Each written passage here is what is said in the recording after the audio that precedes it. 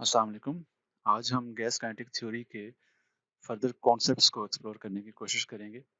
Molecules of the gas collide with the walls of container और इसको हम कहते हैं कोलिजन रेट या इंसिडेंट रेट, जिसको हम मैक्सवेल बोल्ट्जमैन डिस्ट्रीब्यूशन की मदद से फाइंड कर सकते हैं। और इसको हम डिफाइन करते हैं number of collisions with the wall पर एरिया ऑफ द वॉल पर time.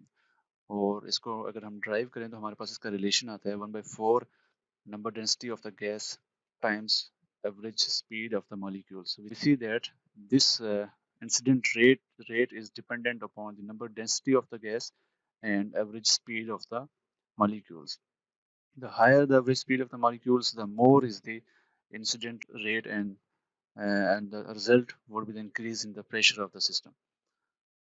There is another concept which is called monolayer formation time.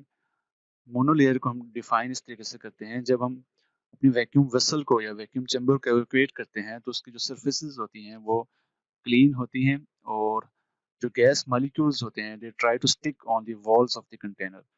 और मोनोलेयर जो होती है बेसिकली वो first layer on the surface of the container जिसकी thickness one molecule के equal हो, तो उसको हम कहते हैं कि वन मोनोलेयर है।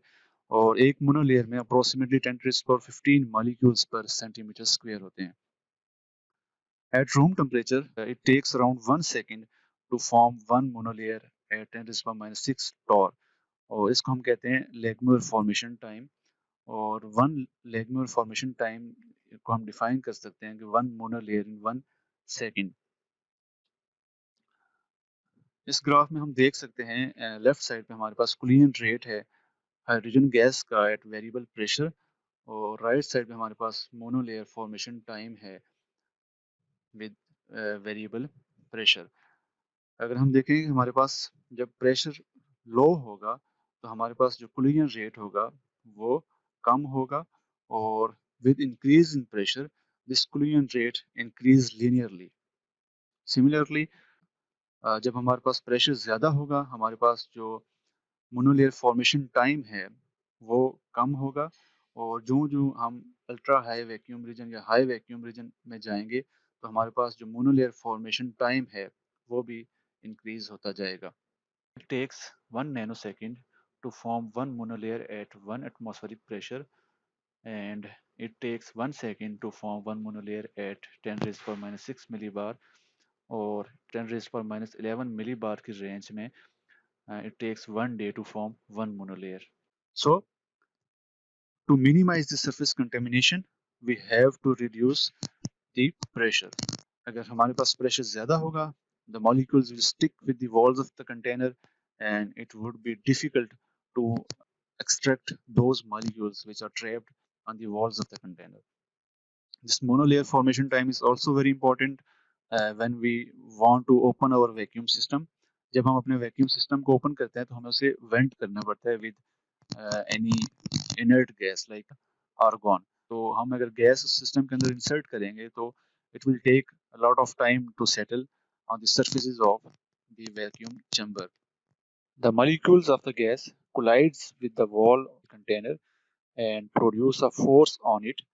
The pressure P exerted on the walls by the molecules is defined as the ratio of that force to the area of the surface. और आइडियल गैस को हम कहते हैं कि ideal gas first version of gas kinetic theory है जिसमें हम intermolecular forces को निग्लेक्ट करते हैं। We say that there is no intermolecular forces and molecules can transfer energy only by collision.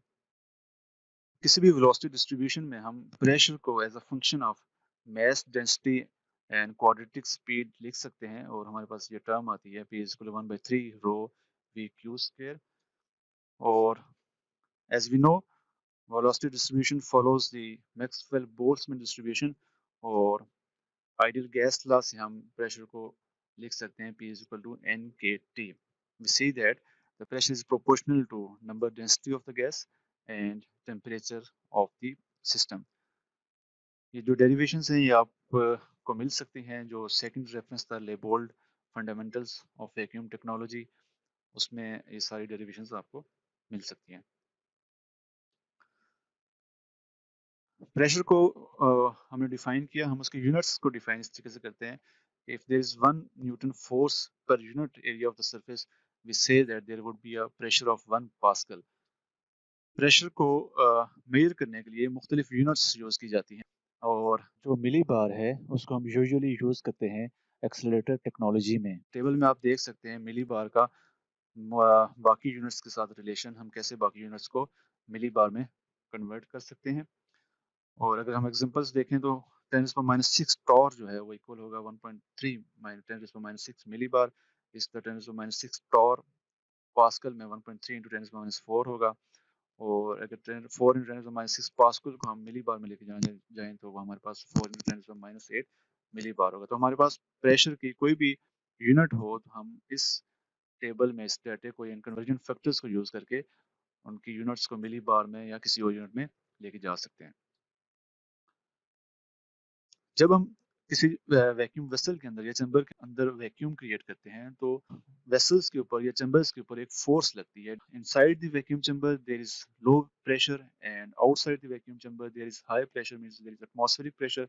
इस प्रेशर ग्रेडियंट की वजह से वैक्यूम चैम्बर्स के ऊपर एक फोर्स लगती है जिसको हम कहते हैं वैक्यूम फोर्स। और इस फोर्स को रियलाइज करने के लिए एक एक्सपेरिमेंट किया गया 1654 में जिसको हम कहते हैं मैकडीबर्ग हेमिस्फीयर।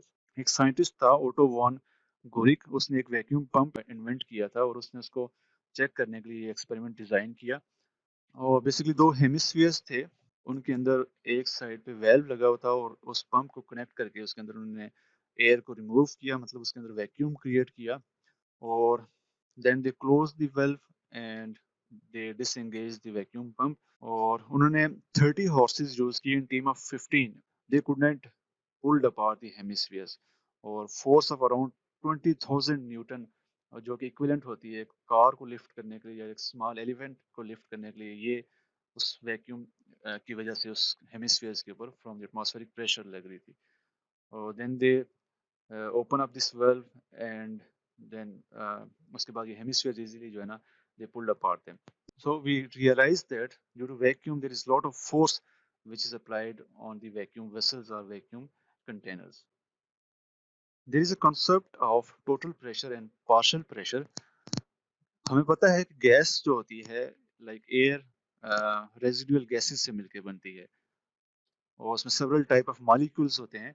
और जो टोटल प्रेशर होता है बेसिकली वो sum of all the partial pressures हम कहते हैं। और ये डाल्टन लॉ है, इसको हम लिख सकते हैं कि जो टोटल प्रेशर है इस summation PI means is sum of all the pressures contribution from all the gases। अगर हम एटमॉस्फेरिक एयर में देखें तो हमारे पास जो कंपोजिशन है गैसेस की वो नाइट्रोजन 78.1% है, इस तरह ऑक्सीजन 20.5% है and so on. Helium is 5.2 into 10⁻⁴%। हम अगर टोटल एटमॉस्फेरिक प्रेशर देखना चाहें तो वो इन सारी गैसेस के पार्शियल प्रेशर का सम होगा।